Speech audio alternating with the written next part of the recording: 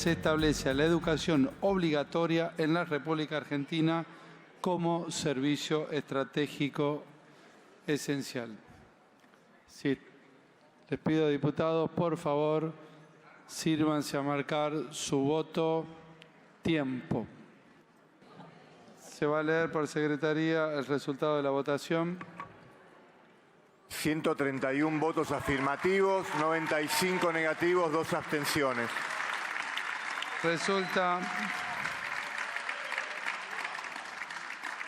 Resulta afirmativo. Se comunicará al Honorable Senado de la Nación. Muy importante para nosotros la esencialidad de la educación, porque tenemos que tener clases y no que se utilicen a los jóvenes o a los chicos con la extorsión del paro. La educación no es un servicio, la educación es un derecho humano y universal. Mucho más que un servicio. Es mucho más que un servicio, por supuesto. Y en ese punto, y es un incumplimiento por parte del Estado Nacional, quien debe garantizar ese derecho, ¿no? Entonces, entiendo que este proyecto de ley que ha obtenido, voto por mayoría, por un lado lo que hace es atentar contra y cercenar el derecho a la protesta social, ¿sí?, de los trabajadores y trabajadoras, en este caso de la educación, de los niveles obligatorios.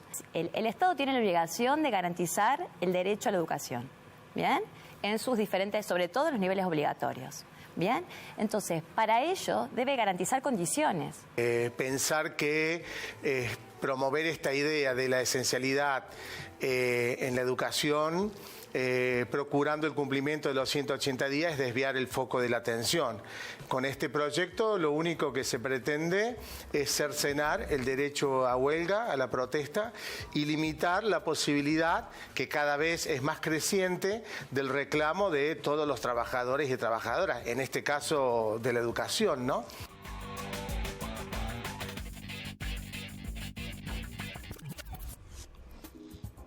Y abrimos el segundo bloque de Redacción Abierta. Lo que veías recién era el compilado para hablar sobre esta declaración que tiene media sanción. Declaración de servicio estratégico esencial para la educación obligatoria. Tiene media sanción de diputados. Falta que lo trate el Senado de la Nación. Habrá que ver qué trámite tiene allí, pero va a implicar cambios si se convierte en ley. ¿Qué implica? 3 apuntes rápidos sobre esto. Dice, busca modificar el artículo 3 de la Ley de Educación Nacional, incorporando sistema de guardias mínimas obligatorias en caso de medidas de acción directa e indirecta, paro, huelga, docente o no docente, garantizando un 30% del personal mínimo, y en caso de medidas de fuerza que duren 1, 2 o más días, en realidad más de 2 días, tiene que garantizarse el 50% del plantel docente en el caso de que las medidas tengan esa duración. Desde los gremios docentes y también desde los abogados laboralistas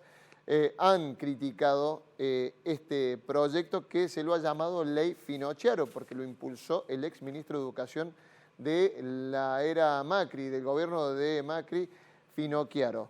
Están en el piso, se suman a Eugenio Gaffore, que ya estuvo en el bloque anterior, Graciela Huel, que es secretaria adjunta de UPC Capital, y Gerardo Bernardi, secretario general de SADOP Seccional Córdoba. ¿Cómo les va? ¿Cómo andan? Buenas noches, gracias por sumarse.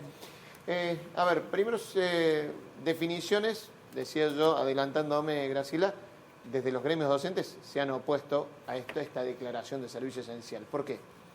Sí, efectivamente. Ahí he escuchado las declaraciones del compañero de Río Cuarto. Es decir, nos oponemos porque, primero, la educación no es un servicio. El concepto de educación como servicio tiene una lógica mercantilista, capitalista. La educación es un derecho inalienable, esencial. El término de la esencialidad de la educación es una estrategia del gobierno de Milei atractiva para un sector de la sociedad, pero detrás de esa estrategia atractiva que aparentemente le da la importancia que tiene a la educación, lo único que está buscando es cercenar el derecho a huelga de los trabajadores y las trabajadoras. Porque si nosotros leemos ese proyecto que tiene media aprobación, lo único que reglamenta es el derecho a huelga. No habla de mayor inversión en educación, de mejorar los planes de estudio, de otro montón de cuestiones que harían dirían que el Estado se está preocupando de verdad por la educación. No se está preocupando por la educación, se está preocupando por atacar el derecho a huelga. Más de uno que nos está mirando diría, che, pero es importante, digamos, que se ponga en el centro del debate a la educación. Gerardo. Obviamente rechazamos rotundamente el proyecto presentado por Finocchiaro, que de hecho ya lo hizo durante el gobierno de Macri. Quiero recordarte que en febrero de este año, el doctor en esto me va a poder ayudar, hubo un fallo en contra, digamos, de la presentación del DNU 70, que incluía precisamente a la educación como derecho esencial. Bueno, fue rebotado en su momento por un fallo judicial. Vuelven a insistir con este tema porque en realidad quieren hacerle pagar a los docentes el costo social y político por el deterioro de la calidad educativa, el deterioro del sistema educativo.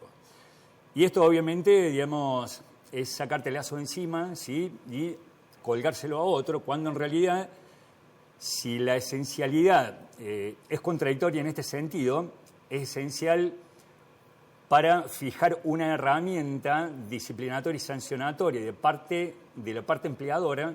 Recordemos que empleadores de educación son tanto el Ministerio de Educación de la provincia de Córdoba para con los docentes públicos como las cámaras empleadoras del sector privado para los docentes privados. Es una herramienta que le viene bien, en realidad, para mantener la continuidad del servicio educativo y evitar el reclamo que es esencial en este contexto social y económico, ¿sí? Estaba viendo recién casualmente en el bloque anterior, donde trataban la reforma laboral de la ley Bases, que cae pesadamente sobre, digamos, vulnerando fuertemente los derechos laborales.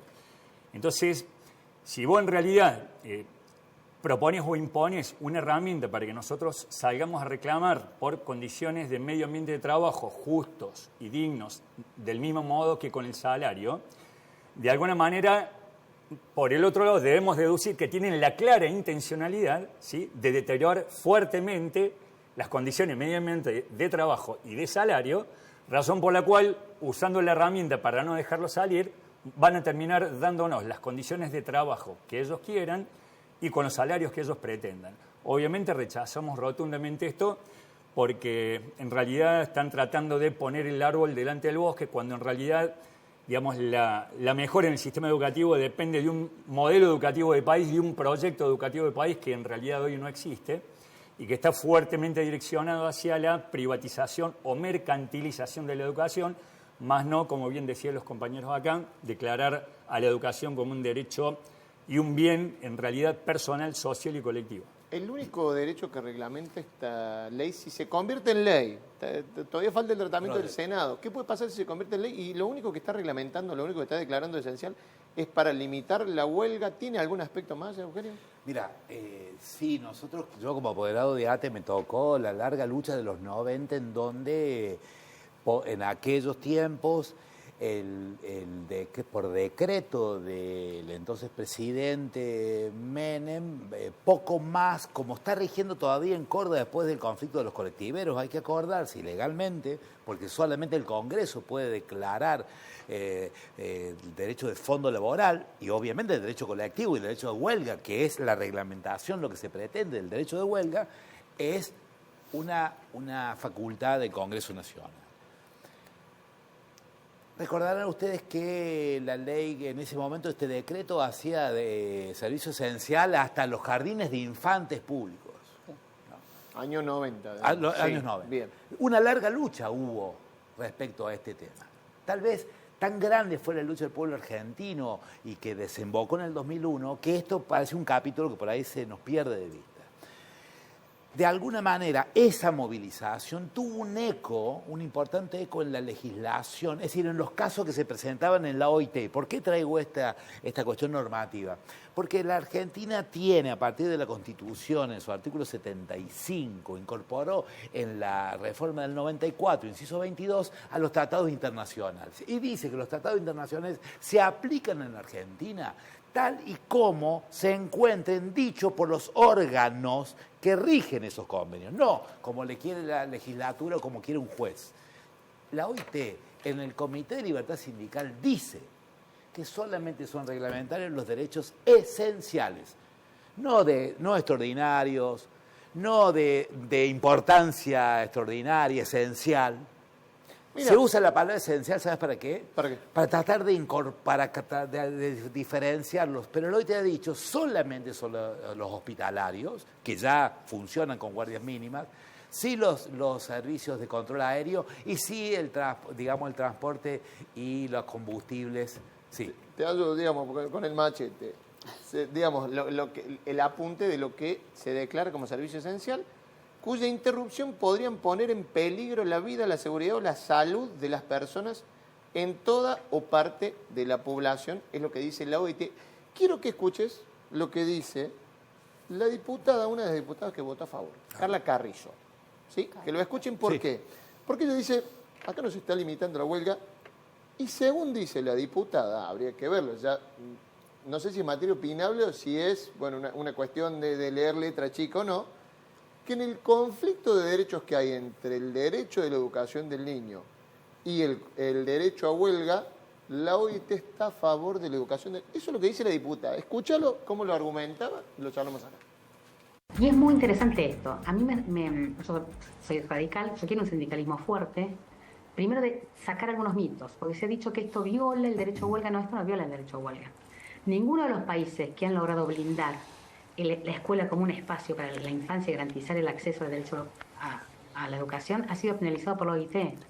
¿Por qué? Porque cuando hay conflicto de derechos, todos los organismos internacionales que dicen valen de los niños, porque no se pueden defender mano a mano con los adultos. Obviamente. O sea, es un enfoque perimido, es absolutamente constitucional. Los sindicalistas argentinos tienen que modernizarse. Sí. Habla la diputada de un enfoque perimido de los sindicatos argentinos y tomaba, es larga la entrevista, pero ella decía, por ejemplo, la OIT en el caso Ecuador, donde es esencial, dice, en el caso Perú, donde es esencial o donde fue declarada esencial por el Congreso, dice, siempre ha estado en favor, creo que decía, de los derechos del niño. Explícame si tiene el modelo de razón de ser, digamos. El modelo de servicio esencial está vigente y el Comité de Libertad Sindical, que es el comité que justamente dice cómo se aplica, digamos, el convenio, en este caso 87. ¿Pero qué pasa en estos casos? Ponele. Es que digamos, justamente dice que solamente pueden ser, digamos, no ha incluido la educación, para ser más claro. De hecho, esto es ley hoy en Argentina. Es decir, hoy en Argentina hay una ley de servicios esenciales. En todo caso, esta ley intentaría agudizar más la ley que hoy existe y que reglamenta tal y como la OIT lo dice. De tal manera que no, digamos, esto es una discusión jurídica, pero, digamos, Argentina entraría en un ámbito de cuestionamiento internacional de sus propios convenios firmados en la Constitución.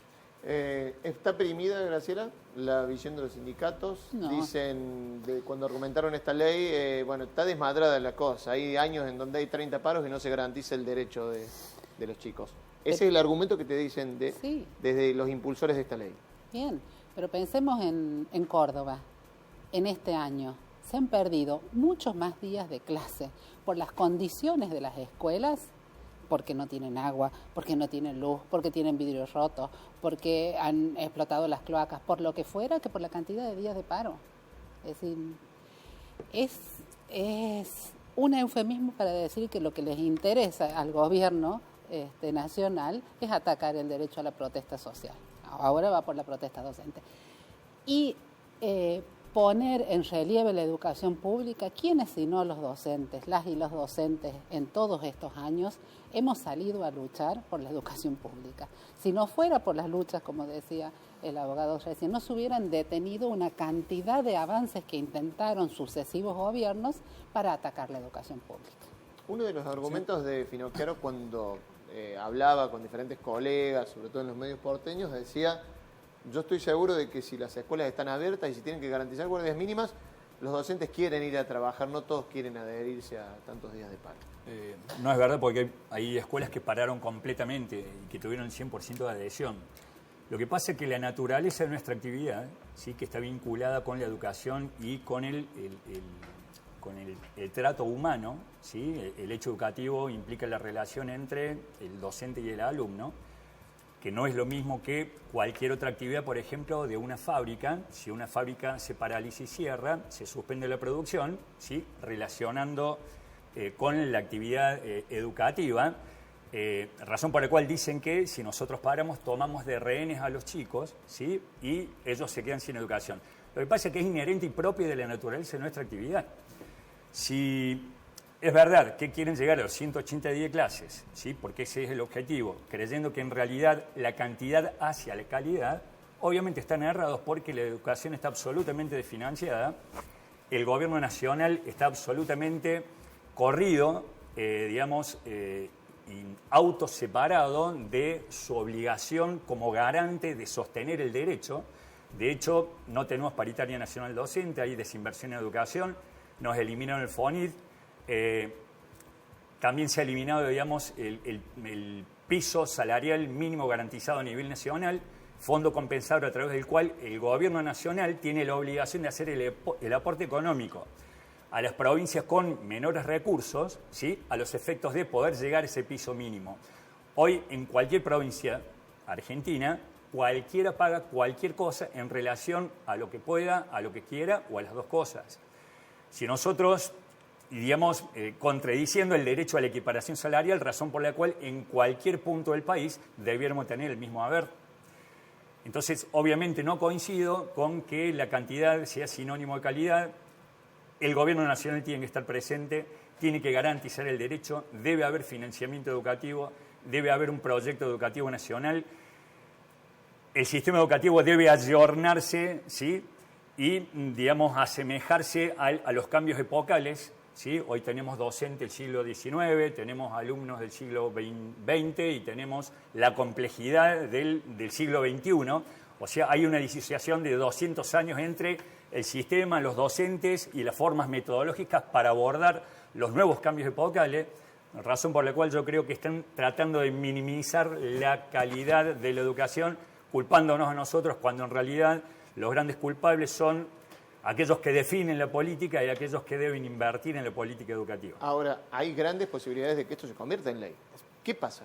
Digamos, si lo trata el Senado y se convierte en ley. Bueno, habrá, digamos, seguramente las vías de resistencia a las leyes injustas, a las leyes ilegales, porque van contra la ley. O a ver, también pensando, Eugenio, que tenemos una Corte Suprema que, por ejemplo, van 8 meses y no ha tratado, todavía ni se ha dignado a tratar un decreto que es inconstitucional y que está vigente.